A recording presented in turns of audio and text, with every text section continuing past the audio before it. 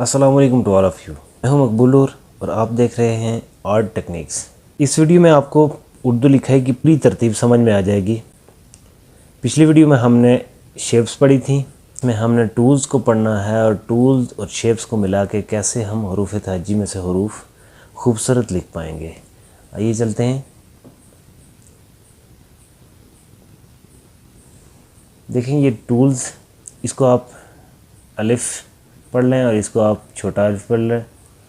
ये उर्दू गिनती का 2, उर्दू गिनती का 3 और ये तिरछा 7, तिरछा 4, तिरछा सी, लेस देन का साइन, ज़बर या ज़ेर।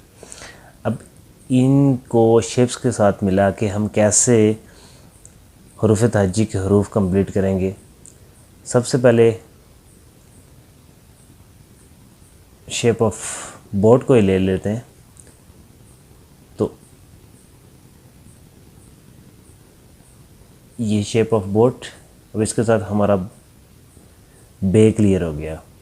इसी तरह लेस देन के साइन को उठाएं और मूव करें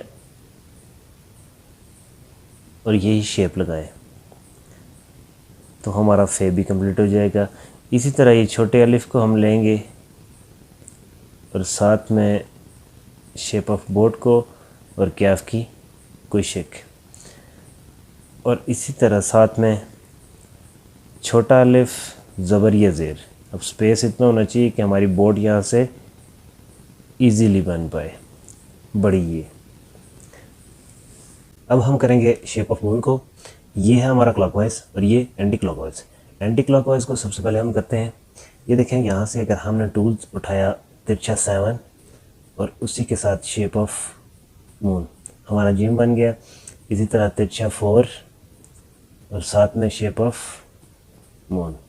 अब जिम, चे, हे इनको हम नहीं लिखेंगे चूँकि वो वैसे ही ऐसे ही लिखे जाएंगे, और आइन के साथ गाइन को भी नहीं लिखेंगे। अब इसी तरह हम क्लॉकवाइज की बात करें तो टूल्स में से सबसे पहले हम उठाएंगे उर्दू गिनती का 3 और इसके साथ हमने लगा दिया है shape of moon clockwise scene.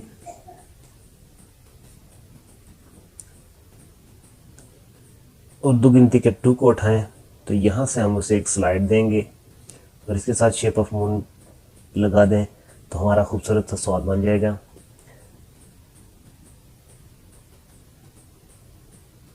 Shape of moon को ही ड्रा करें और नुक्ता लगा दें बीच में तो हमारा खूबसूरत सा नून बन जाएगा। अब बड़ा अलिफ हम टूल्स में से उठाएंगे और साथ में शेप ऑफ मून लगा दें तो हमारा खूबसूरत सा लाम भी बन जाएगा। इसी तरह तिरछा 7, तिरछा सी अगर हम उठाते हैं, इसके साथ हम शेप ऑफ मून लगा दें तो हमारा खूबसूरत सा छोटी ये बन जाएगा। लेस देन के साइन को मोल्ड करें और शेप ऑफ मून लगाएं तो हमारा काफ बन जाएगा। अब ये देखें टूल्स और शेप्स की मदद से हमने खूबसूरत हरूफ तहज्जी लिख दी है। एक चीज़ आपने याद रखनी है कि लिखना कैसे है, लिखने आपका क्राइटेरिया कितना होना चाहिए। सबसे पहले हम बोर्ड की शेप रख देते हैं। ये मैंने आपको बताया था कि स्लाइड होगी और फिर ऊपर बे के साथ फे भी ऐसी होगी, लेस देन का साइन। यहाँ से आप इसे हल्का सा मोल्ड करेंगे और फिर हमारी शेप ऑफ बोट। इसी तरह छोटा अलिफ और शेप ऑफ बोट। आपने अपने क्राइटेरिया से बाहर नहीं जाना। बड़ी ये चूँकि शेप ऑफ बोट अगर हमारी यहाँ से स्टार्ट करते हैं हम लोग तो यहाँ आएगी, ये छोटा अलिफ और ये हमारी ज़बर या ज़ेर। इतनी स्पेस होगी चूँकि आपने ऐसे नहीं आना।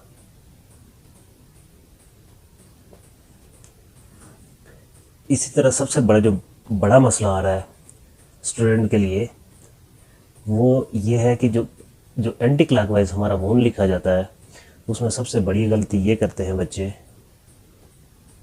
ये तिरछा 4 भी ठीक से लगा दिया और शेप ऑफ मून भी, लेकिन ये जब हमारा बैलेंस नहीं रहेगा तो हमारा आइन या गाइन खूबसूरत नहीं लगेगा। ये देखें, इस बैलेंस का आपने ख्याल रखना है। इसी तरह ये तिरछा 7 और ये जी ये बैलेंस में है। और अगर हम इसको तिरछा 7 भी ठीक से ड्रा करते हैं और शेप ऑफ मून भी ठीक से ड्रा करते हैं तो ये हमारा बैलेंस से आउट हो जाएगा और खूबसूरत नहीं लगेगा। इस चीज़ का आपने ध्यान रखना है। मिलते हैं नेक्स्ट वीडियो में, तब तक के लिए मैं आपसे जाना चाहूँगा अल्लाह हाफिज़, अस्सलाम वालेकुम। अगर आप हमारे चैनल पर नए हैं तो हमारे चैनल को सब्सक्राइब करें और बेल के बटन को भी प्रेस करते हैं ताकि आने वाली तमाम तर वीडियो बर वक्त आपके पास पहुँच सके। Thank you.